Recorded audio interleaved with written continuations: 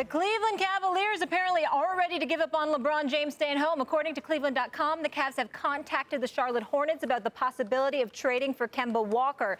The two-time All-Star averaged 22 points and 5.6 assists for the Hornets last season. UConn in the building. Max Kellerman, would this be enough to keep Le Breezy in the land? This is what's known as a day late and a dollar short. When the Cavs made that trade at the deadline this last season, I was saying on our air on this show that the guy they should be targeting is Kemba Walker. Why? Because he's sort of Kyrie light. Kemba's a really good player and does a lot of the things Kyrie does.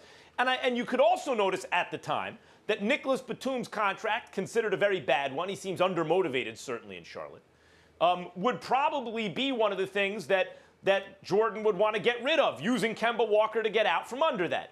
And the Cavs had some interesting pieces that they could have offered back.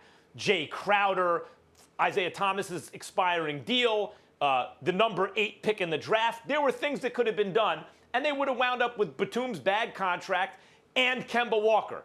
Now, we all know Walker's excellent. Kemba Walker's excellent. But Batum is also, when motivated, quite good and would have been a good fit on that team. They wouldn't have had to give up Kevin Love, I don't think. They'd have had to pay guys. But LeBron, Kevin Love, Batum, Kemba Walker, oh, okay. Now you're giving yourself a shot. I don't think that team gets swept. Instead of a bunch of flotsam and jetsam, which is, well, they're young and athletic. They're just none of them very good. Jordan Clarkson and the like, those are not good players. So the time to do a Kemba Walker deal was then.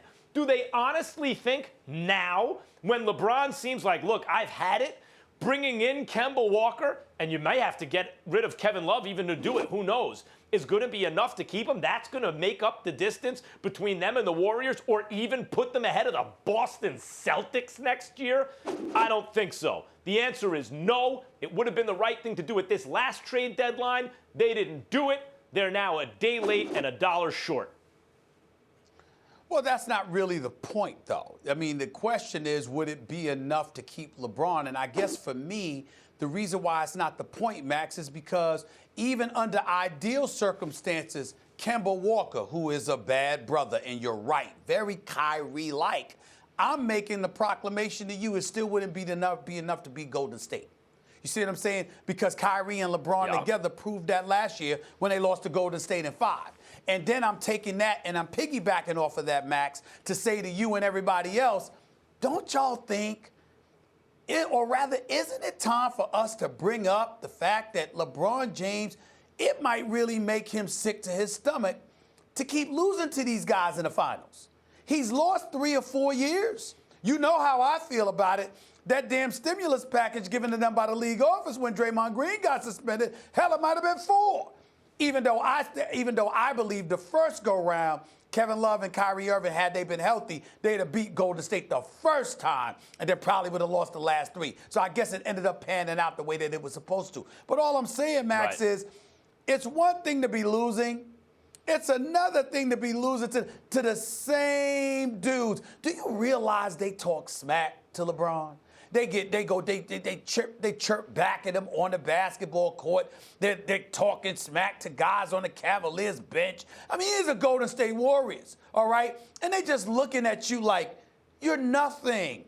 Not to say LeBron specifically, they're looking at him and him, because obviously you don't look at him that way. But the rest of those guys, they're looking at that way. And with him, Max, they're laughing at him.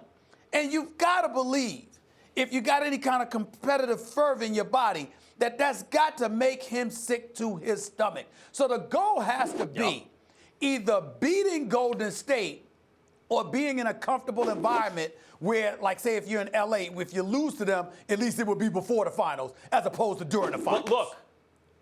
Look, probably it wouldn't be enough anyway, but it would have given him a much better chance of retaining LeBron had they made the deal that I suggested at the time. Like, why? Because let's say Batum gets to the Cleveland Cavaliers and reestablishes his value. Remember, not that long ago, he got a max contract because he was sort of the Shane Battier statless all-star guy. He could play your point forward. He can defend multiple positions. He could shoot in a good season pretty well. He could do so many things. He was such an excellent, versatile, modern kind of Swiss Army knife, as my former partner Marcellus Wiley used to say, Swiss Army knife player, that he got a max deal. What if he reestablished value as the Batum of several years ago on the Cavs, which I actually think there would have been a good chance, given the situation, for Batum to be motivated. Hold on. And you have Kemba Walker. Now all of a sudden, let's say you lose in 6 games instead of 4 to the Warriors, and you now have assets. Even if you don't get over the hump, you have assets. Maybe Popovich looks and says, oh, Batum and Kemba Walker. That's a deal I can make for Kawhi. Who knows? The point is, they would have been in a much better place. You lose me with Batum. Why? You lose me. Look, Max. Why? Look, because I think he's a good player. But the problem is, Max, this brother's owed $49.5 million over the next 2 years and got a third-year option at $27 per. I don't know about that, Max. I don't know about that. No, you're right. That's a risk. You're right, because if he doesn't reestablish value, it's an albatross of a contract. My point is, Kemba his Walker's at presence 12. makes.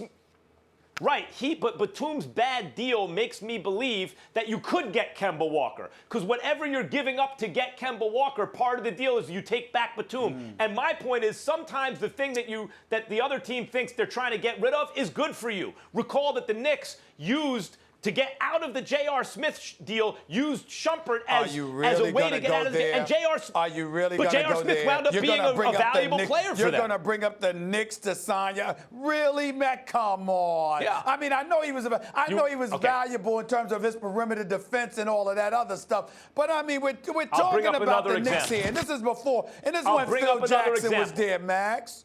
Come on.